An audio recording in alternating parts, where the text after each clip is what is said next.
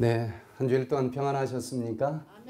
네, 오늘도 이렇게 주의 성전 찾으신 모든 분들에게 하나님의 특별한 사랑과 은총이 함께 할 수 있기를 기원합니다. 우리 청년들 특창을 들으니까 참 좋지요? 네, 같이 젊어지는 것 같습니다. 우리 청년들을 위해서도 기도 많이 해주시기를 부탁을 드립니다. 또 오늘 몸이 불편한 가운데서도 이렇게 주의 성전 찾아오신 분들에게 하나님께서 특별한 치료의 광선을 쪼여주시기를 기도합니다. 한 고등학교에서 국어 선생님이 칠판에다가 이렇게 글씨를 하나 썼습니다. 그러면서 이게 무슨 글자입니까? 하고 물어봤어요. 이게 무슨 글자입니까? 8팔자죠. 그래서 학생들이 아주 똑똑했는지 팔자입니다. 이렇게 대답을 잘했어요. 그랬더니 분필을 가지고 선생님이 글씨를 좀 고쳤어요. 앞에를 쭉 이제 연결을 시켰어요. 이 글자는 어떻습니까? 그랬더니 좀 어떻게 보입니까? 팔자가 나빠요. 그래요. 그래서 앞에 또 지워버리고 그러면 이 글자는 어떤가 하고 물어봤어요. 그랬더니 팔자가 늘어졌어요.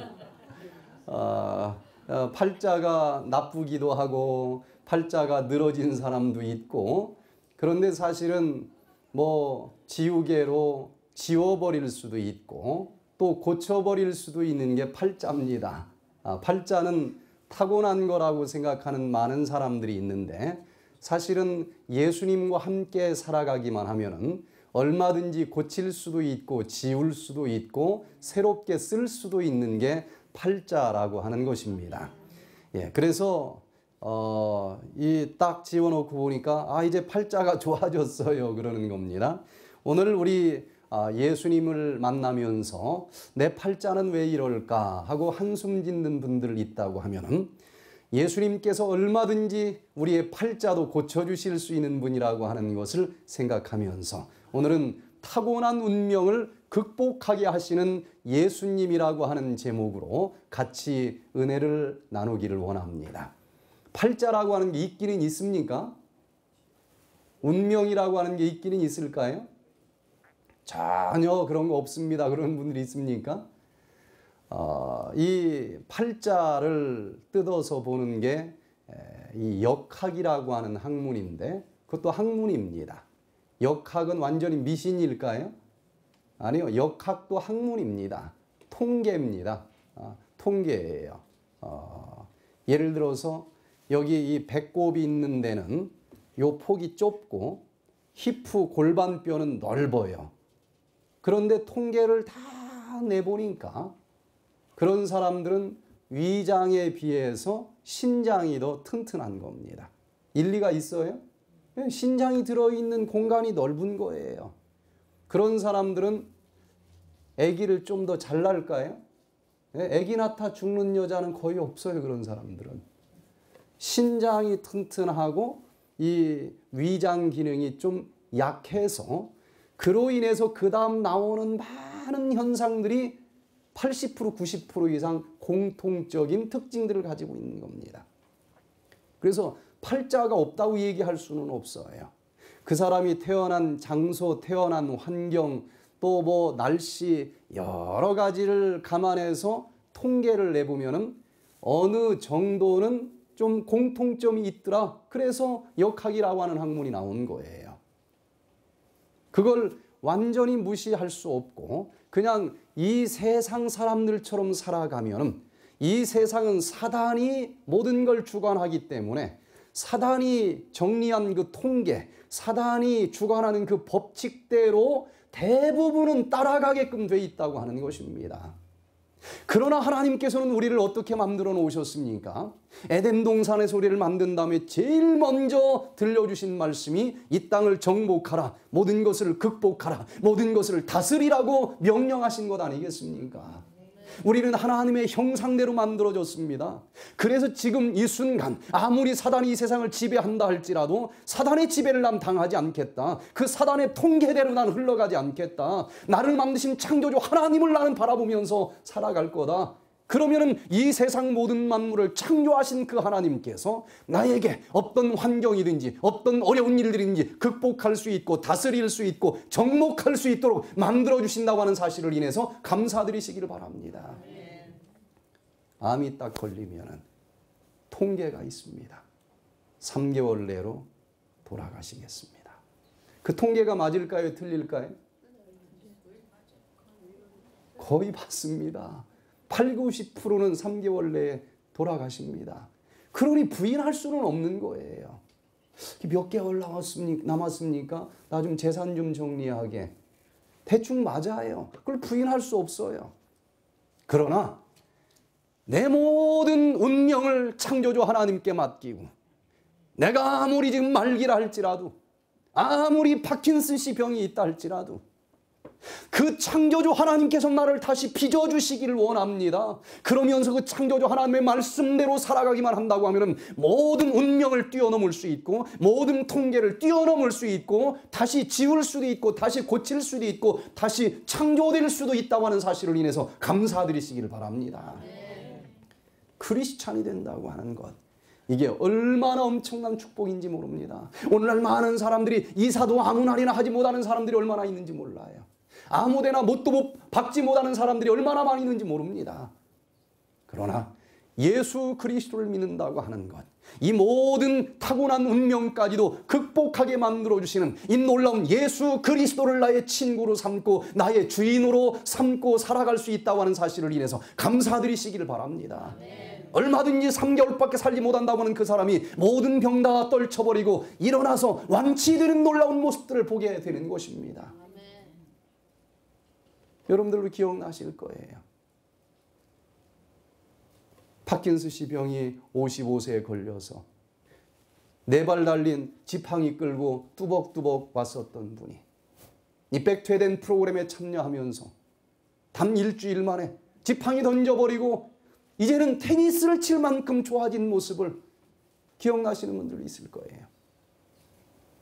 통계, 운명 다 예수 그리스도를 믿는 자들에게는 상관없는 것인 것을 인해서 감사드리시길 바랍니다. 지금 아무리 어려운 형편과 사정 속에 놓여 있다 할지라도 그 환경을 극복할 수 있고 정복할 수 있도록 만들어주신 그 예수 그리스도를 오늘 만나시게 되기를 간절히 바랍니다. 타고난 운명을 극복하게 하시는 예수님, 제가 이 말씀을 지난주 새벽 기도 시간에 같이 나눠 가지면서 저도 큰 힘을 좀 얻었습니다.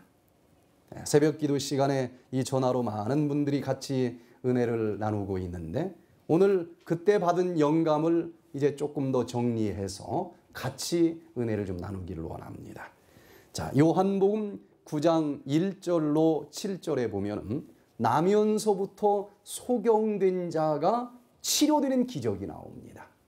나면서부터 소경이 됐다는 얘기는 이건 확실히 무슨 운명을 가지고 태어난 겁니까? 소경의 운명을 가지고 태어난 겁니다. 이걸 어떻게 부인하겠어요? 운명이 왜 없습니까? 나면서부터 안 보이는데. 그럴지라도 상관없다는 것입니다. 예수님을 만났을 때에 이렇게 아주 어떻게 바꿀 수조차도 없는 운명이 있다 할지라도 완전히 고쳐주시고 눈을 환하게 뜨게 해주시는 그런 분이 있다고 하는 사실을 오늘 이 본문의 말씀들을 통해서 같이 느끼고 체험하고 만날 수 있게 되기를 바랍니다. 1절부터 7절까지 우리 같이 읽도록 하겠습니다. 시작. 예수께서 길 가실 때에 날 때부터 소경된 사람을 보신지라. 제자들이 물어 가로되 랍비여, 이 사람이 소경으로 난 것이 네 죄로 인함이오니이까? 자기 오니이까 그 부모 오니이까? 예수께서 대답하시되 이 사람이나 그 부모가 죄를 범한 것이 아니라 그에게서 하나님의 하시는 일을 나타내고자 하심이니라. 때가 아직 낮임에 나를 보내신 이의 일을 우리가 하여야 하리라. 밤이 오리니 그때는 아무도 일할 수 없느니라. 내가 세상에 있는 동안에는 세상의 빛이로라. 이 말씀을 하시고 땅에 침을 뱉어 진흙을 이겨 그의 눈에 바르시고 이르시되 실로암 못에 가서 씻으라 하시니 실로암은 번역하면 보냄을 받았다는 뜻이라. 이에 가서 씻고 밝은 눈으로 왔더라. 아멘. 여기 나면서부터 소경된 자입니다. 그런데 우리는 이 말씀들을 통해서 아무리 그렇게 태어났다 할지라도, 그런 운명을 소유한 자라 할지라도, 아무리 죽을 수밖에 없는 질병이 걸렸다 할지라도, 우리의 인생을 다시 창조해 주시는 예수 그리스도를 만나기만 하면은 어떤 종류의 질병이든 어떤 형편이든 사정이든 상관하지 아니하고 내 인생이 가장 아름다운 인생으로 치료될 수 있다고 하는 사실을 인해서 감사드리시기를 바랍니다. 세상의 운명 사주팔자 그리스도인들에게는 적용이 되지 않는다는 것입니다. 살인을 위한 교본이라고 하는 책이 있어요. 어떻게 자살하느냐 하는 얘기를 다 모아놓은 책입니다. 별책도 다 있죠. 살인의 교본. 혹시 그냥 마음이 조금 쏠깃하는 사람들이 있습니까? 그런 사람들은 조금 기도도 많이 해야 돼요. 이걸 어떻게 죽어야 될까? 아무리 머리가 좋아도 이 책에 써 있는 것만큼 다양한 방법을 아마 생각한 사람들은 없을 텐데, 이 책 서문에 이런 글이 있습니다. 그러니까 어떻게 하면 죽느냐, 이 여러 가지 방법을 써놨는데 이 책 제일 머릿말에 이렇게 기록이 되어 있어요. 만약 당신이 하나님께서 당신의 운명을 좌우하신다고 생각한다면 더 이상 이 책을 읽지 마십시오. 소용없습니다. 네? 하나님께서 운명을 좌우하는 것이지 타고나는 것이 아니라 이런 믿음을 가진 사람이라고 하면 더 이상 이 책 읽을 필요가 없습니다. 중간에 죽을 이유가 없는 거예요. 그러니 세상에서는 통용되는 통계요 법칙이라 할지라도 오늘 이 모든 것을 다 다시 고쳐주실 수 있고 치료해 주실 수 있고 창조해 주실 수 있는 그 예수님과 함께 우리의 인생을 오늘부터 다시 쓸 수 있게 되기를 간절히 바랍니다. 첫 번째, 우리는 이 본문의 말씀을 통해서 운명론의 끈을 끊어주시는 분이 바로 창조주 하나님이라고 하는 사실을 발견해야 되겠습니다. 예수께서 길 가실 때에 날 때부터 소경된 사람을 보신지라. 제자들이 물어가로되 랍비여, 이 사람이 소경으로 난 것이 네 죄로 인함이오니까 자기 오니이까 그 부모 오니이까. 예수께서 대답하시되 이 사람이나 그 부모가 죄를 범한 것이 아니라 그에게서 하나님의 하시는 일을 나타내고자 하심이라. 이 사람이 이렇게 소경으로 태어난 것이 운명인데 이 부모 때문에 잘못돼서 이런 운명을 타고났습니까? 아니면 이 사람이 잘못돼서 이렇게 이런 운명을 타고났습니까? 그런데 예수님께서 뭐라고 얘기합니까? 그딴 거 없다. 나를 믿는 자에게는 그딴 거 없다. 지금 어떤 형편 사정 상관없다. 이 모든 것은 뭐 하기 위해서 있는 것이라고요? 네. 하나님께 뭐 하기 위해서? 영광을 나타나게 하기 위해서 있는 것이지 운명 같은 거 하나님을 찾아오면 없는 것이다. 더 나쁜 운명을 타고났으면 타고날수록 예수 그리스도를 만나기만 하면 하나님께 돌릴 영광만 더 클 뿐이라는 것입니다. 그까짓 거 보는 게 뭐 그렇게 대단해. 여기 다 보지 않습니까? 그게 뭐 그렇게 대단해. 그러나 보지 못하는 것으로 태어난 사람에게는 보게만 해줘도 이 영광이 얼마나 엄청난 것인지 모릅니다. 내가 남들보다도 더 힘든 질병을 가지고 있으면 어떻습니까? 치료만 되면 그냥 걸어다니기만 해도 영광이 되는 것입니다. 그렇습니까? 저는 아무리 펄쩍펄쩍 뛰어도 사람들이 이야 그러는 사람들이 없어요. 그러나 뇌졸중에 걸린 사람들이 펄쩍펄쩍 뛰기만 하면 그냥 걸어다니기만 해도 영광이 되는 것 아니겠습니까? 김요한 박사님이라고 하는 분이 저희 프로그램에 오셨는데 이 피부과 전문의입니다. 그런데 이분이 직장암이 걸렸어요. 고기를 많이 먹어가지고. 그런데 이 프로그램에 참여하면서 직장암이 싹 나섰습니다. 3기 말이었는데. 이제 MBC 방송에 가서도 내가 이렇게 음식 먹고 치료됐습니다. 내가 이렇게 했더니 이 병이 다 나았습니다. 막 간증을 했더니 이분 병원에는 무슨 전문이라고 그랬어요? 피부과 전문인데 피부과 환자는 별로 없고 맨 직장암 환자만 오는 거예요. 어떻게 나았느냐고. 한 번은 제가 이 건강 강의를 하는데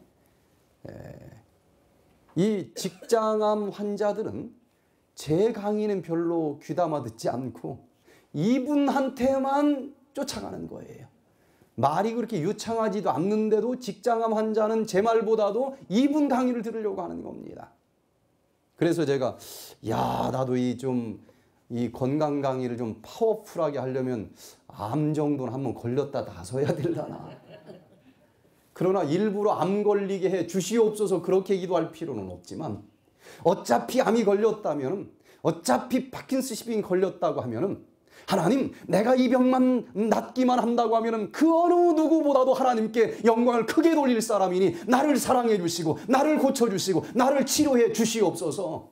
그렇게 기도할 만하지 않습니까? 내가 어떤 운명을 가지고 태어났다 할지라도 예수님을 찾아가면 상관없다는 것입니다. 이 지긋지긋한 운명론의 끈을 끊어주실 수 있는 창조주 하나님이 살아계시다고 하는 사실을 인해서 감사드리시기를 바랍니다. 이 타고나기를 그렇게 타고났다. 그게 운명 아니겠어요? 타고나기를 소경으로 태어났으니까 이게 운명이라는 거예요. 세상 사람들은. 그런데 그 운명의 끈을 끊어버리고 다시 눈을 뜨게 해주신 그 분은 도대체 누구일까? 요한복음 9장 35절부터 38절까지 보니까 예수께서 저희가 그 사람을 쫓아냈다 하는 말을 들으셨더니 그를 만나사 가라사대 네가 인자를 믿느냐? 대답하여 가로되 주여 그가 누구시오니까? 내가 믿고자 하나이다. 예수께서 가라사대 네가 그를 보았거니와 지금 너와 말하는 자가 그이니라. 가로되 주여 내가 믿나이다 하고 절하는지라. 이제 이 나면서부터 소경된 자가 치료가 됐어요. 예수님이 이제 다시 눈을 뜬 이분을 만나서 묻습니다. 가라사대 네가 인자를 믿느냐? 인자가 무슨 뜻일까요? 사람 인자, 사람의 아들. 그럼 뭐 별로 마음에 와닿지 않지 않습니까? 그런데 다른 번역 성경에 보면은 그 유명한 킹 제임스 버전에 보면은 이 인자라고 하는 말이 하나님의 아들이라고 하는 단어를 썼습니다. Son of the God. 하나님의 아들을 네가 믿느냐 그 얘기입니다. 이제 눈을 치료해 주고 난 다음에 네가 하나님의 아들을 믿느냐? 하나님의 아들이 누굽니까? 있다고 하면 내가 믿을 마음이 있습니다. 네가 지금 보고 있는 내가 바로 하나님의 아들이다. 요즘에는 하나님의 아들이라고 하는 말을 그냥 막 쓰지만 옛날에는 이 사람이 하나님의 아들이라고 그러면 참남되다 그랬습니다. 예수님이 그것 때문에 어려움 당한 것 아니겠습니까? 하나님의 아들이라는 거예요. 그렇습니다. 여러분, 하나님의 아들을 만나기만 한다고 하면 우리의 팔자를 고칠 수 있는 것입니다. 우리의 운명을 다시 쓸 수 있다고 하는 것입니다. 어떤 형편과 사정이랄지라도 우리가 내 인생을 다시 창조할 수 있는 그 창조주 하나님의 아들을 여러분들이 주인으로 영접하시게 되기를 바랍니다. 그러면 여기 하나님의 아들을 믿느냐 그랬는데 도대체 하나님의 아들은 누구일까? 여기 요한복음 9장 4절 5절을 보니까 이 하나님의 아들이 뭐라고 했는가 하면은 내가 세상에 있는 동안에는 세상에 뭐라 그랬어요? 빛이로라. 그냥 사람의 아들이 아닌 것입니다. 세상의 빛이라 그랬어요. 그런데 이 요한복음이 시작되는 요한복음 1장에서 이미 세상의 빛이 되시는 분이 어떤 분인지를 선포하고 이 요한복음이 시작을 한 것입니다. 요한복음 1장 2절로 3절을 보면은 그가 태초에 하나님과 함께 계셨고 만물이 그로 말미암아 지은 바 되었으니 지은 것이 하나도 그가 없이는 된 것이 없느니라. 그 안에 생명이 있었으니 이 생명은 뭐라고 그랬어요? 사람들의 빛이라고 하는 말과 세상의 빛이라고 하는 말과 같은 겁니까? 네, 같은 말이에요. 바로 이 운명을 고쳐주시는, 소경을 치료해주시는 그분이 바로 하나님의 아들이라 얘기하고 그 하나님의 아들은 세상의 빛이라 그랬는데 요한복음 1장에 보니까 바로 여기 사람들의 빛 되시는 분이 하나님과 태초부터 함께 계셨다 이렇게 나오는 것입니다. 함께 계셨어요. 하나님의 아들은 하나님과 태초부터 함께 계셨다 그랬는데 그분이 하는 일이 뭐라고 그랬습니까? 만물이 그로 말미암아 지은 바 되었으니 지은 것이 하나도 그가 없이는 된 것이 없느니라. 산수 공부 한번 해보세요. 이 세상에는 모든 만물이 누구에 의해서 만들어졌다고요? 예, 하나님의 아들 빛이 되시는 그분을 통해서 만들어졌는데 그 다음 또 보니까 지어진 것이 그가 없이는 된 것이 하나도 없느니라. 피조물 중에서 지어진 것 중에서 만들어진 것 중에서 그 하나님의 아들의 손을 거치지 않고 지어진 것은 만들어진 것은 이 우주에 하나도 없다 그랬습니다. 그러니 이 하나님의 아들은 이 세상 모든 피조물을 다 만드신 창조주라는 것입니다. 바로 이 예수 그리스도는 예수 그리스도를 통해서 이 세상 모든 만물을 다 만들었고 만들어진 피조물 중에서는 이 예수님을 통하지 않고는 만들어진 것이 하나도 없다 그랬으니 이 예수님은 피조물일 수가 없는 겁니다. 창조주인 것입니다. 여러분 그 창조주 하나님을 여러분들의 주인으로 영접하시게 되기를 바랍니다. 내가 어떻게 태어났다 할지라도 내 운명이 다시 창조될 수 있습니다. 이 하나님을 믿는다고 하는 것이 얼마나 엄청난 특권인지 저는 이 하나님 때문에 산 사람입니다. 제가 국민학교 때 한참 골목에서 팽이놀이를 하고 있는데 저희 어머니가 저를 막 부르는 겁니다. 그래 웬일인가 하고 가보니까 저희 동네에 큰아버지, 작은아버지, 저희 아버지 다 한 형제가 다 살아요. 그런데 어디서 흉한 점쟁이가 왔는데 이게 점을 쳐보는 거예요. 그런데 너는 과거에 뭐 했다 그러는데 거기서 틀리면 그 다음 얘기 들어요, 안 들어요? 안 듣는데 다 맞는 겁니다. 이 사람 것만 맞는 게 아니라 이제 아주 신기하니까 그럼 나도 좀 봐보세요. 나도 좀 봐보세요. 온 집안이 다 맞는데 하나도 안 틀리고 다 맞는 거예요. 아주 용한 점쟁이가 온 겁니다. 그러니까 다 과거를 마치고 이제 미래에 너는 어떤 일을 할 사람이 될 거다 이렇게 얘기를 이제 해주는데 저만 빠졌어. 온 집안에서 막 사촌까지 다 봤는데 제 운명도 좀 알고 싶었는지 불러가는 겁니다. 저도 궁금하죠. 제가 뭐 될 건지. 그래서 기대하는 마음으로 가봤어요. 그랬더니 막 샅샅이도 봐요. 막 머리 끝부터 발바닥까지 다 보는 거예요. 양말 벗고. 그러더니 뭐라고 얘기를 하는가 하면은 얘는 텔레비전 고치는 수리공이 되겠습니다. 어리지만 뭔지 모르면 기분이 굉장히 나빠요. 그냥 아주 벌레 씹은 얼굴을 딱 하고 있으니까. 그때까지 모든 집안이 그냥 용하다 막 그랬는데 이제 사촌은 뭐 선생 된다고 그러지 뭐 된다고 그러지 그러는데 저는 텔레비전 고치는 수리공 되겠습니다. 그러니까 이제 한마디 반기를 들었어요.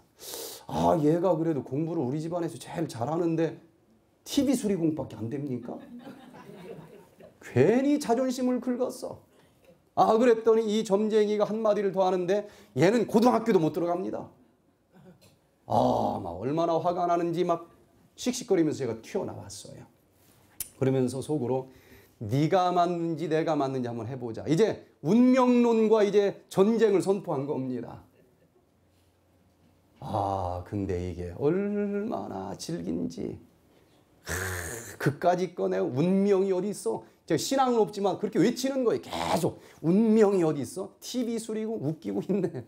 그러면서 막 몸부림을 치는 거예요. 그러면 잊어버린 것 같기도 하고 막 이제 자신감이 생기는 것 같기도 하고 저 혼자 어렸을 때 이 문제 가지고 얼마나 제가 고생을 많이 했는지 몰라요. 그런데 이게 꼭 결정적인 순간에 떠오르는 건 이게 떠올려지는 거예요. 이 고등학교도 못 간다고 그랬는데 드디어 이제 고등학교 시험 보는 날이 됐어요.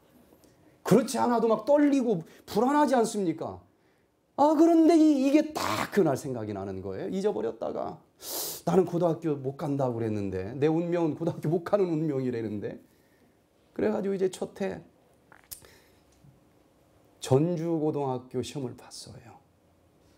그 당시 이제 서울 또 부산, 광주가 다 이제 이 평준화가 돼가지고 대한민국에서 제일 좋은 고등학교가 이제 1번이 대전고, 2번이 전주고 서로 이제 그러고 있을 때인데 좀 낮춰서 볼 걸 전주고등학교를 딱 보는데 이게 떨리는 거예요, 그날따라. 그래서 저 좀 낮춰서 보면 안 됩니까? 그랬더니 담임 선생님이 네가 거기 한 보면 누가 보느냐 그러네 또. 그래서 이제 전주에 있는 그 담임 선생님 집에서 시험 보기 전날 잠을 잤어요. 잠을 잤는데 그날 어떻게 떡국을 먹었는데 딱 체해버렸네. 이게 뭐 위로 나오고 아래로 나오고 몸 상태가 영 안 좋아요. 그렇지 않아도 지금 오늘 밤 잠을 잘 자야 된다고 그러는데 이리 뒤척 저리 뒤척 도대체 한숨을 잠을 못 자는 겁니다. 불안해요. 그러면서 이 운명론이 점점점 커지는 거예요. 야, 결국은 이래서 내가 고등학교를 못 가는 건가 보다. 그래가지고 최선을 다해서 이제 그래도 마음을 추스리고 시험을 봤는데 보기 좋게 낙방이 돼버렸네. 이제 중학교 졸업 맡은 어린아이입니다. 그러니까 이제 운명론이 이제 더 크게 밀려와. 그래도 제가 막 몸부림을 친 겁니다. 운명론이 어디 있어? 어떻게 하다 한번 떨어진 거지. 내가 이제 후기는 합격한다. 후기는 이제 대전으로 갔어요. 이제 후기 중에서는 제일 좋다고 하는 보문고등학교를 이제 시험을 봤는데 이제 운명론은 이제 떨쳐버리고 오늘은 잠 잘 자고 내일 시험 한번 잘 보면 이제 운명론은 끝이다. 거기 정도는 아무리 뒤집어 봐도 합격을 할 만큼 실력이 돼요. 이 전주고등학교는 조금 떨렸지만 여기는 분명히 돼야 되는 거예요. 그래서 이제 편한 마음으로 잠을 자려고 그러는데 그날도 또 이 운명론이 나를 또 집어삼키는 겁니다. 잠이 이상하게 안 와요. 가슴이 막 답답하고. 근데 아침에 딱 일어났는데 밤새 연탄가스를 마신 거예요. 거의 죽을 정도로 연탄가스를 마셨어. 그래가지고 막 그냥 생똥을 싸고 진짜 많이 마셨어요. 이제 뭐 시험 보러 가기는커녕 이거 다 끝났어. 그래도 운명론한테 질 수는 없으니까 나 병원 안 가고 하여튼 시험 보러 가겠습니다. 제가 얼마나 처절하게 싸웠는지 몰라요. 갔어. 갔지만 한 3시간 시험 볼 때까지 비몽사몽간의 시험을 봤으니 어떻게 됐을까요? 또 보기 좋게 떨어졌네. 이야, 나는 아무리 공부를 해도 고등학교를 못 가는 운명이 맞나 보다. 그래도 제가 그렇게 쓰러질 수는 없는 거예요. 내가 운명론에 이렇게 질 수는 없지. 그래서 이제 1년 재수를 하는데 고등학교 재수도 아니고 중학교 재수생은요. 그 어린 나이에 얼마나 힘든지 모릅니다. 그 1년이. 여름 정도 되면은 뭐 밖으로 나가서 방탕하는 애들이 얼마나 많은지 몰라요. 그런데 그 다잡은 마음이 5월, 6월 날씨가 따뜻해지면서 자꾸 싹이 트는 겁니다. 공부 이렇게 해서 뭐해? 결국 못 들어간다는데. 그거 없는 애들도 막 자꾸 곁길로 나가는데 자꾸 가고 싶은 거예요. 그런데 제가 학원을 다니는데 YMC 학원을 다녔어요. YMC 학원이 예수를 믿잖아요. 저는 예수하고는 전혀 상관없는데 일주일에 한 번씩 체프를 하는 겁니다. 그런데 이렇게 들어보니까 그때는 뭐 제대로 된 신앙은 아니었지만 이 운명론을 내가 몇 년 동안 싸워보니까 내가 싸워가지고는 이게 해답이 안 나오는 거예요. 그래서 이 모든 운명을 만드신 창조주 하나님을 믿으면은 이 두려움에서 좀 벗어날 수 있겠구나 하는 이 믿음이 좀 들어오더라고요. 그래서 그래, 내가 싸울 게 아니고 이 창조주 하나님께 내 인생을 맡겨보자. 그러면서 이제 아직 믿음이 제대로 들지는 않았지만 기도를 했더니 상당히 이 두려움을 이기는데 힘이 되더라고요. 그래서 그 어려운 고비를 좀 넘어갔습니다. 이제 이 모의고사를 보는데 학원 원장 선생님이 모의고사를 보면은 저한테 답지 만들어 와 그래요. 얼마나 공부를 열심히 했는지 제가 기록하면 그게 답지였어요. 어떤 문제가 나와도 제가 기록하면 거의 답지였어요. 그러니까 이제 대전고등학교 시험을 보는데 아무리 뭐 하다고 해도 이 모의고사 결과로는 이건 떨어질 수가 없는 거예요. 그런데도 시험 보기 전날 또 운명론이 또 일어나는 겁니다. 아무리 그렇게 공부했으면 뭐해? 넌 고등학교 못 간다는데. 그래도 그때 기도하면서 좀 견디고 시험을 봤는데, 그냥 모의고사 볼 때마다 다 거의 만점인데, 본고사는 정작 아는 것은 다 피해서 모르는 것만 나와가지고 내가 떨어지려나? 그랬는데 보니까 역시 거의 아는 문제만 나오는 거예요. 거의 만점에 가까울 정도로 이제 답을 썼는데, 그러고서도 운명론에 제가 벗어나지 못하는 겁니다. 결국 떨어진댔는데 혹시 이름을 안 썼나? 불안한 거예요. 혹시 답을 하나씩 밀려서 쓴 게 아닐까? 발표하는 날까지 제가 얼마나 두려웠는지 몰라요. 근데 발표를 딱 하는데 제 이름이 거기 있는 거예요. 그래도 안 믿어져. 이거 혹시 잘못된 거 아니야? 못 들어간다고 그랬는데 학교 가서 다시 확인하고서 합격을 했구나. 근데 잠깐 동안 편안했고 그 다음부터 무슨 생각이 떠오르는가 하면 가만히 합격 못한다고 한 게 아니고 그 점쟁이가 못 들어간다고 그랬잖아. 입학하는 날까지 한 3개월이라고 하는 긴 기간이 있는데 그 기간 동안 일생 중에서 제일 편안하게 먹고 그냥 살아가는 시간 아니겠어요? 그날부터 이제 불안한 거예요. 결국 혹시 중간에 무슨 일이 있어서 입학을 못한다는 얘기가 아닐까. 굉장히 불안하게 지냈습니다. 근데 드디어 이제 입학식을 했고 중간에 또 어려운 일들이 있을 때마다 여기서 잘려가지고 졸업 못하는 거 아닌가. 드디어 고등학교 졸업식을 딱 마치고 나면서 제가 이 운명론에서 그때서 벗어났고 얼마나 그 어린 시절 오랫동안 이 운명론의 진리를 끌려다니는지 모릅니다. 그러다가 이제 대학 2학년 때 이 창조주 하나님을 주인으로 영접하면서 이제는 뭐 그 누구보다도 운명 같은 거 상관없다.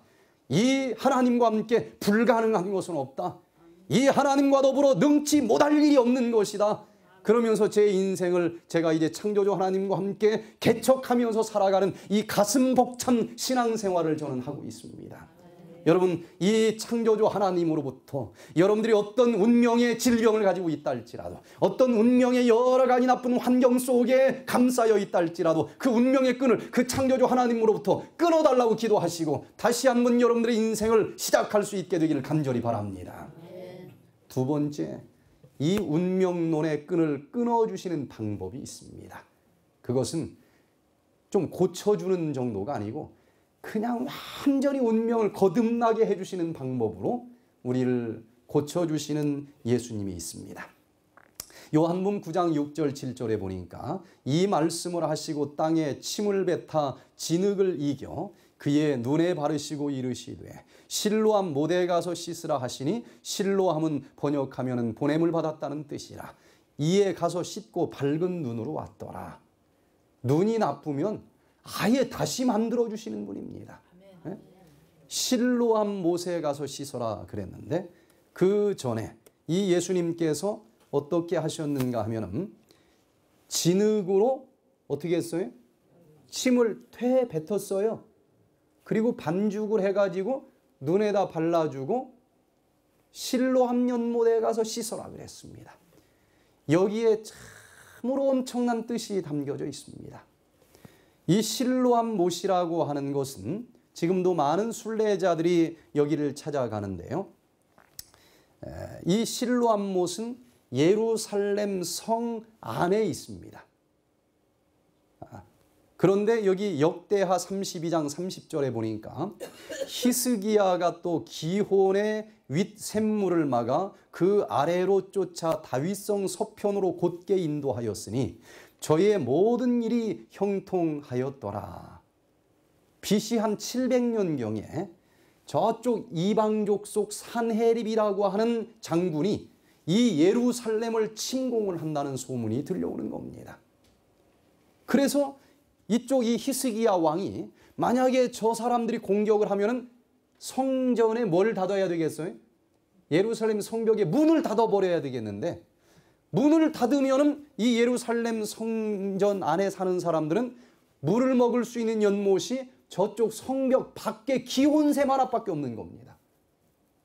문을 닫아야 보호가 되는데 문을 닫으면 물을 떠먹을 수가 없으니까 한 6개월 가뭄이 있는 이 계절에 포유를 하고 있으면 저절로 항복을 하게 돼 있어요. 그래서 히스기야 왕이 급하게 안 되겠다. 예루살렘 성벽을 문을 닫아도 우리가 물을 마시기 위해서는 저 기온샘을 이 바위를 뚫고서는 이 성벽 안에까지 터널을 수로를 뚫어 가지고 이 안에 물이 흐르게 만드는 길밖에 없겠다. 그래서 아주 급하게 지하 터널 공사를 합니다. 그렇게 해가지고 이제 이 성벽 안에서 기온샘 물을 받아먹을 수 있는 게 바로 무슨 연못이라고요? 실로암 못이라고 하는 것입니다. 이 실로암 못을 오늘날로 이 터널로 이렇게 통과하는 순례자들이 많이 있는데 기온샘에 이제 들어가면은 이렇게 터널이 있습니다. 거기를 이제 들어가면 한 2m 정도 높이가 되고 한 사람 반드시 통과할 수 있는 그런 터널인데 2,500명이 이 터널을 이제 뚫은 것입니다. 533m의 터널을 뚫었는데 빨리 뚫어야 되니까 지금 막 공격한다고 그러니까 기온샘에서부터 파고 들어가는 공사들이 인부들이 있었고 이 성벽에서부터 성전 안에서부터 파고 들어가다가 둘이 한가운데서 만났어요. 그러면서 이 터널이 이제 하나가 됐는데 이 터널 속에 한 돌비가 있다고 하는 것을 1880년도에 한 꼬마에 의해서 발견이 됐습니다. 여기에 글씨가 200글자가 써 있는데 이걸 또 도굴꾼이 망치로 뜯어가 버렸어요. 그래가지고 몇 자는 떨어져 나가고 177자가 요즘에 이 이스탄불 고고학 박물관에 보관이 되어 있습니다. 여기 글씨를 보니까 이렇게 쓰여 있습니다. 3규빗쯤 남았을 때 이제 양쪽에서 터널을 파고 들어가니까 한 1.3m 정도 서로 이렇게 남았을 때 반대편에서 상대방을 부르는 목소리가 들렸다. 여기 이렇게 써 있는 거예요. 터널이 뚫렸을 때에 동료를 얼싸안고 도끼를 서로 부딪혔다. 물은 샘으로부터 1200규빗 525m를 흘러나왔다. 이렇게 기록이 되어 있어요. 이 이스라엘 백성들을 살릴 수 있었던 그 생명수 샘물은 이 예루살렘 성벽 안에서 솟아난 것이 아니고 저 밖에서부터 흘러 들어온 것입니다. 그 흘러 들어오는 수로를 만들기 위해서 저쪽 기온샘에서부터 파고 들어왔고 이쪽 성벽 안에서부터 파고 들어가 중간에서 만났기 때문에 이 수로가 개통이 되고 그들이 죽지 않고 살 수 있었어요. 이 생명수 샘물이 저 하늘에서부터 흘러내려옵니다. 예수님께서 우리에게 이 땅을 향해서 저 하늘로부터 구원의 손을 펼치시고 계십니다. 그것만 가지고는 안 돼요. 우리가 구원받기 위해서는 이 땅에서도 우리가 무슨 손을 좀 펼쳐야 되겠습니까? 믿음의 손을 펼쳐야만 되는 것입니다. 중간에서 두 손이 딱 합장을 하게 될 때에 드디어 저 하늘에서부터 생명수들의 샘물이 우리 심령 속에 흘러 들어오면서 우리가 죽지 아니하고 살아남을 수 있다고 하는 사실을 인해서 감사드리시기를 바랍니다. 거의 540m나 되는 이 수로를 타고 여기 실로암 연못까지 오는데 얼마 전에 이 예루살렘 문화재청에서 발굴을 해보니까 이 실로암 연못은 침례탕으로 썼었다는 거예요. AD 1세기경에는. 예수님 당시에는 이것을 뭘로 썼다고 발표가 됐어요? 침례탕으로 썼다는 것입니다. 자, 그럼 무슨 의미일까? 왜 예수님께서는 진흙에다 뭘 뱉었어요? 침을 뱉어가지고 반죽을 해가지고 안 보이는 눈에다가 붙여줬을까? 눈을 재창조해 주시겠다는 의미가 담겨져 있는 것입니다. 하나님이 우리 인간을 어떻게 창조하셨죠? 흙으로 창조를 하셨습니다.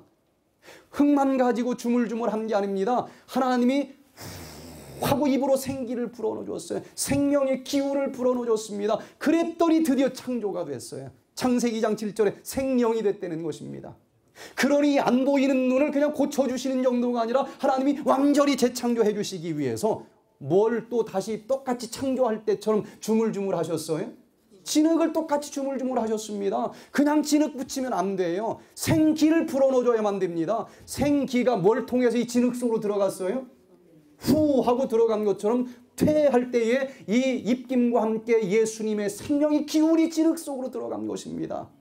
창조할 때의 과정과 똑같이 이 눈을 재창조해 주시는 것입니다.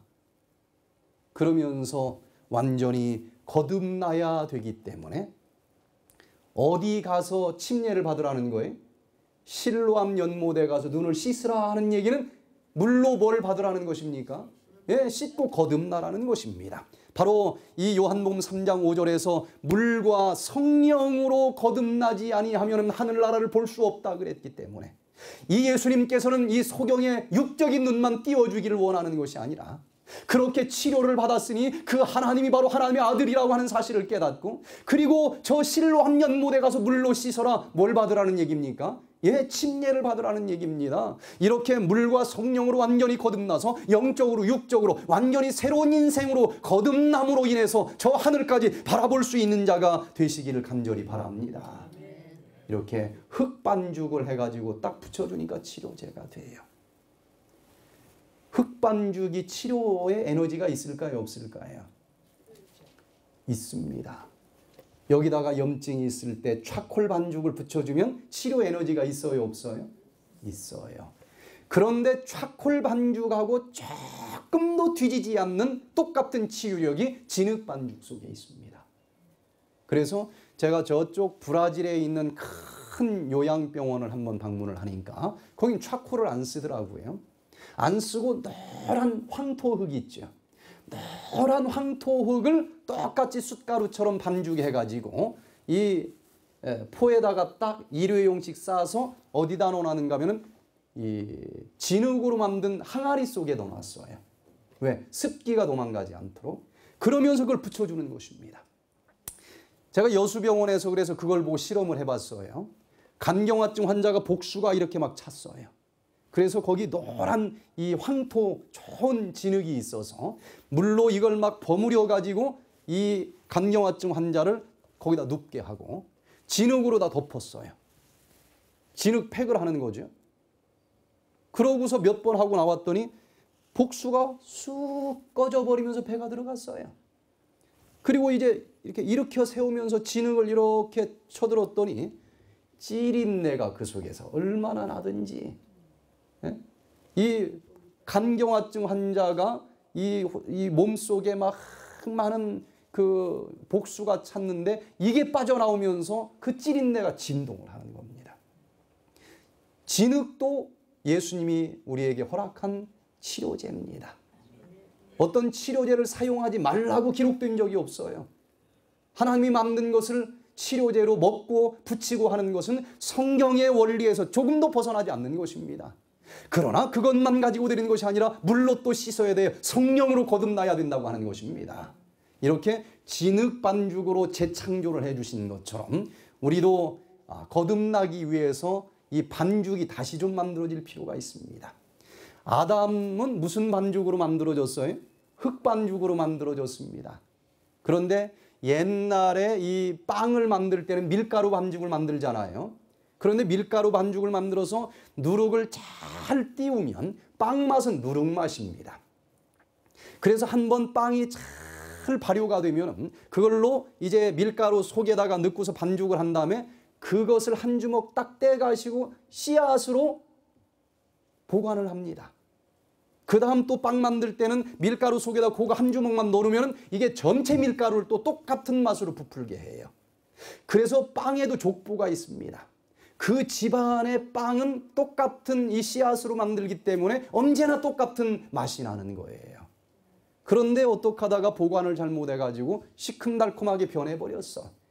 그러면 그 반죽으로는 아무리 빵을 많이 만들어도 똑같이 시큼한 빵을 만들 수밖에 없는 것입니다.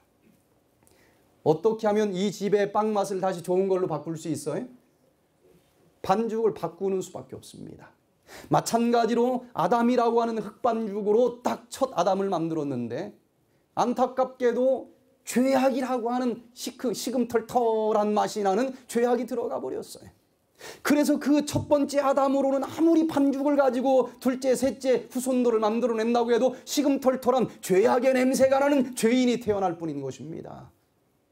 다시 우리가 그 아름다운 아담으로 거듭나기 위해서는 이 씨앗을 바꾸는 수밖에 없어요. 그래서 예수님이 둘째 아담으로 오셨다고 얘기하는 것입니다. 우리가 그 예수 그리스도를 우리 심령 속에 받아들이면서 그 반죽으로 다시 이렇게 빚어지기만 한다고 하면 우리는 예전과는 전혀 다른 완전한 새로운 사람으로 거듭날 수 있다고 하는 사실을 인해서 감사드리시길 바랍니다.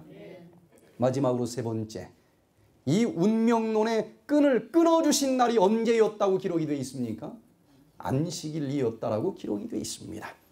요한복음 9장 14절로 16절에 보니까 예수께서 진흙을 이겨 눈을 뜨게 하신 날은 안식일이라. 그러므로 바리새인들도 그 어떻게 보게 된 것을 물으니 가로되 그 사람이 진흙을 내 눈에 바르매 내가 씻고 보나이다 하니, 바리새인 중에 혹은 말하되 이 사람이 안식일을 지키지 아니하니 하나님께로서 온 자가 아니라 하며, 혹은 말하되 죄인으로서 어떻게 이러한 표적을 행하겠느냐 하여 피차 쟁론이 되었더라. 그 당시 유대인들에게는 안식일날 환자를 치료해 주면 안식일을 뭐 한 게 됩니까? 범한 게 되는 거예요. 유대인의 율법으로는 안식일을 범한 것이 됩니다. 그러니 그날 이 환자를 치료해 주면 예수님이 아주 어려움을 당할 것을 예수님이 알았어요, 몰랐어요? 알았어요. 그런데 이 환자는 급한 환자가 아닙니다. 태어나면서부터 소경이에요. 하루 참았다가 내일 일요일 날 치료해줘도 됩니까? 안 됩니까? 이거 뭐 아픈 것도 아니에요. 아무 상관이 없어요.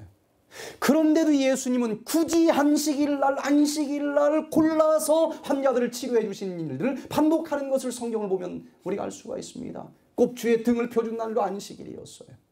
복수를 딱 이렇게 뽑아내준 그 치료도 안식일이었습니다. 수많은 치료들을 바로 이 안식일을 하셨는데 왜 그랬을까?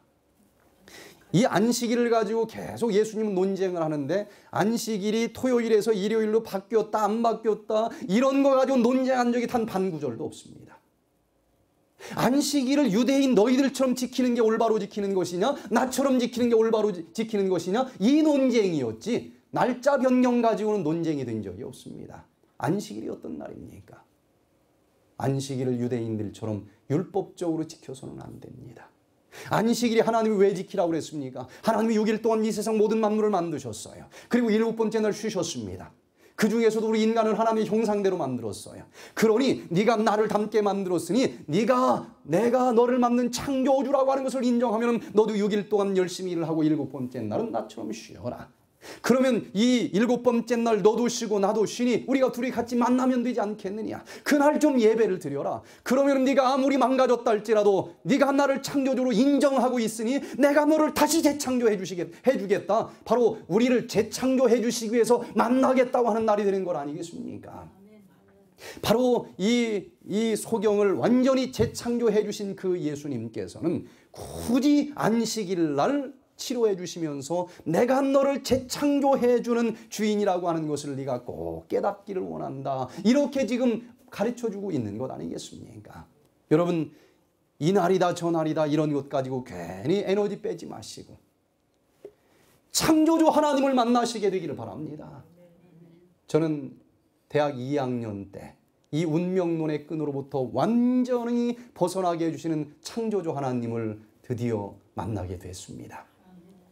제가 어느 날 길을 걸어가다가 하나님, 홍해바다를 지팡이 한 번 내리쳤더니 갈라지게 해주신 하나님이 있다고 기록이 되어 있는데, 그런 하나님이 있으면 진짜 믿지 못할 바보가 어디 있습니까? 저에게도 그런 하나님을 좀 한번 보여줘 보세요. 그렇게 이제 걸어가다가 너 그럼 뭘 보여주면 그 창조주 하나님이 있다고 인정할래? 그런 생각이 떠올라져요. 그래서 내가 도저히 불가능한 것을 한번 하나님 앞에 기도를 해보자. 그걸 들어주면 내가 창조주 하나님이 있다고 인정하면 될 거 아니냐. 근데 합리적인 생각입니까? 예. 그래서 그럼 내가 도저히 불가능한 게 뭘까 하고 생각을 해보니까 아무리 생각해도 그 당시 저에게 제일 불가능하다고 생각된 것은 담배 끊는 게 제일 불가능하게 느껴졌어요. 공부 잘하는 거, 돈 많이 버는 것도 아직 젊어서 그런지 그건 뭐 할 수 있을 것 같아. 하나님 안 도와줘도. 근데 이 담배 끊는 것만큼은 제 힘으로 불가능했어요. 국민학교 6학년 때, 국민학교 때부터 들어가기 전부터 피기 시작을 해가지고 이게 안 끊어져요. 안 끊어져요. 진짜 이건 안 되는 거예요. 제 의지가 약한 편이 아닌데도 안 돼요. 이거면 되겠다. 하나님, 담배를 끊게 해주십시오. 그러면 제가 창조주 하나님 있다고 제가 인정합니다. 진짜 인정할 마음이 있었어요. 그것만 끊게 해주면. 그렇게 기도하고 이제 하나님의 말씀을 보는데 얼마나 그날부터 이게 꿀송이처럼 달콤한지 막 시간 가는 줄 모르는 겁니다. 두문물출하고 막 말씀을 밤새 읽어서 밤새. 그렇게 한 일주일 읽고 나서 내가 담배를 안 피고 있네. 일주일 동안 담배를 끊기만 했어도 대단한데 담배라고 하는 단어도 머릿속에서 단 한 번도 떠올려지지 아니하고 그냥 일주일이 쑥 지나버린 거예요. 제가 담배를 여러 번 끊어봤기 때문에 알거든요. 3일째 되면 얼마나 힘든지 그건 안 해본 사람 몰라요. 그런데 일주일 동안 담배가 그냥 한 번도 생각도 나지도 않고 그냥 지나가 버린 겁니다. 제가 무릎을 꿇었어요. 하나님, 이런 창조주 하나님이면 제가 믿을 마음이 있습니다. 제가 믿겠습니다.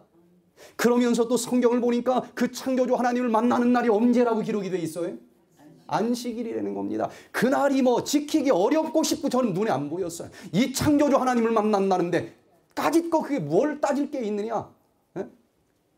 전 그날부터 이 안식일마다 창조주 하나님을 만나는 재미로 교회를 가지 무슨 율법이 어쩌고 저쩌고 그 차원에서 저는 안 합니다. 신났어요. 만사를 젖혀놓고 이 안식일마다 창조주 하나님을 만나러 가는데 이제 담배를 딱 끊고 보니까 또 욕심이 생겨요. 창조주를 만났는데 담배 하나 끊는 걸로 끝나셔야 되겠습니까? 하나님, 그 다음 또 무엇을 다시 창조해 주시겠습니까? 그러면 술도 좀 끊게 좀 해 주십시오. 술은 또 이렇게 대병 하나씩 마셨었거든요. 그런데 기도하자마자 그냥 그날부터 지금까지 한 30년 동안 술이 전혀 생각이 안 나도록 재창조해 주시는 하나님을 만나게 된 것입니다. 억지로 끊으면 얼마나 힘들어요, 그거. 제가 돼지고기 오징어를 너무 좋아했거든요. 이야, 막 생 돼지고기도 제가 뜯어먹던 사람이에요. 부엌에 가서 요리할 시간을 못 기다려가지고. 그런데 그날부터 이 건강기별을 딱 듣고서는 지금 그날부터 그냥 이 돼지고기 찌개 냄새만 맡아도 이제 구역질이 나네. 완전히 재창조해 주시는 하나님을 만나는 것입니다. 하나님, 이왕 고쳐주기 시작을 했으니까 음치도 좀 고쳐주십시오. 제가 아주 타고난 음치예요. 타고난 음치. 다른 건 그래도 점수가 잘 나오는데 음악은 성이 양가라서 맨날 양가만 나와요. 양가. 아주 보통 음치가 아니에요. 근데 용기가 생겨서. 타고났으면 어떻습니까? 창조주 하나님을 내가 일주일마다 한 번씩 만나는데 하나님 음치도 좀 고쳐주십시오. 그랬더니 음치가 싹 사라지는 것입니다. 전 그렇게 신앙을 시작을 했어요. 그래서 불가능한 것이 없습니다. 아무리 불가능하다 할지라도 이 안식일마다 창조주 하나님을 만나면서 기도만 하면은 모든 일들이 다 이루어지는 것을 지금까지 봤고 남들은 무모하다 한다 할지라도 저는 도전을 합니다. 그때마다 여전히 창조주 하나님이 살아계셨어. 맞아. 그런데 이게 저에게만 역사하는 것이 아니라 많은 불치병 환자들에게 창조주 하나님을 만나시길 바랍니다. 소개해줬더니 그들도 이 창조주 하나님을 만나면서 암덩어리가 사라지는 놀라운 기적을 보는 것입니다. 여러분, 오늘 이 창조주 하나님을 만나시면서 우리의 운명을 바꿀 수 있게 되기를 간절히 바랍니다. 운명, 예수님 앞에는 아무 소용없습니다. 여기 야베스라고 하는 사람이 이 역대상 4장 9절 10절에 나오지 않습니까? 야베스라고 하는 것은 그 어머니가 이 아이를 이제 딱 잉태하면서 얼마나 힘들었는지 너는 야베스다 이렇게 이름을 줘줬어요. 이스라엘 백성들에게 이름은 굉장히 중요하지 않습니까? 야베스가 무슨 뜻이에요? 너는 고통이다, 너는 고난이다 이런 뜻입니다. 너는 일생 동안 고난 속에 살아야 될 이 운명을 가지고 태어났어. 너는 고통과 수고의 인생을 살아야 되는 사람이야. 야베스 부를 때마다 나는 고난의 인생을 살 사람이야. 난 고통의 인생을 살 사람이야. 이렇게 태어난 것입니다. 그런데도 이 야베스도 저처럼 창조주 하나님을 만난 것 같아요. 내가 그렇게 태어났으면 어떠냐 이거예요. 창조주 하나님을 만났는데 내 인생 바꾸어 주십시오 하고 기도를 하는데 어떻게 바꿔달라고 기도를 하는가? 주님 고난 좀 없게 해주세요. 요 정도로 기도하는 사람들이 많은데 야베스는 그 정도가 아닙니다. 고난 없기만 해도 괜찮은데 뭐라고 기도를 합니까? 내게 가로되 원컨대 주께서 내게 복에 복을 더하사. 대부분 복 하나만 달라고 그러는데 이 야베스는 더블 복을 달라고 그랬어요. 복에 복을 더해 주시고 이 곤란과 환란과 근심이 없어지게 해 주시옵소서. 그랬더니 하나님이 들어줬어요, 안 들어줬어요? 그 구하는 것을 하나님이 허락하셨더라. 그래서 성경에서 제일 복을 많이 받은 행복한 사람으로 운명이 변했다고 하는 것을 우리가 보고 있는 것입니다. 내가 지금 어떻게 살았다 할지라도 지금부터 내 운명을 고쳐주시는 그 예수 그리스도를 만나시게 되길 바랍니다. 그 기도를 응답받으시게 되길 바랍니다. 하나님께서 우리와 함께 하십니다. 운과 행운의 차이가 뭔 줄 아십니까? 알렉스 로비라 셀마의 행운에 이런 글이 기록이 되어 있습니다. 자네 운, 럭이죠. 럭. 또 행운은 굿럭. 너 자네 운과 행운의 차이점이 뭔지 아나? 운은 스쳐 지나가는 것일 뿐 결코 머물지 않는다. 행운은 스스로 만들어내는 것이므로 영원히 가질 수 있다. 만일 오늘 일을 내일로 미룬다면 행운은 결코 찾아오지 않을 것이다. 새로운 미래를 원한다면 그 시작이 분명히 있어야 한다. 그 첫 발을 오늘 당장 내딛자. 운이 있습니다. 어디 운이 있습니까? 주사위 던졌더니 총기 나왔어. 운이지요 뭐. 그러나 행운은 다릅니다. 운은 이렇게 아주 순간적으로 스쳐 지나가는 곳에 지나지 않지만 지속되질 않습니다. 반복되지 않습니다. 내일도 계속되는 것은 아닙니다. 그러니 우리가 행운의 사람이 되기를 원하면 이 운을 만들어주시는 그 창조주 하나님을 주인으로 영접하고 우리 이 운명을 우연에 맡길 것이 아니라 이 모든 세상을 질서 있게 잡고 계시는 창조주 하나님의 손에 맡겨야 되지 않겠습니까? 그러면서 우리가 이 창조주 하나님께서 나와 함께 하시는 그 행운의 복된 삶이 될 수 있기를 간절히 바랍니다.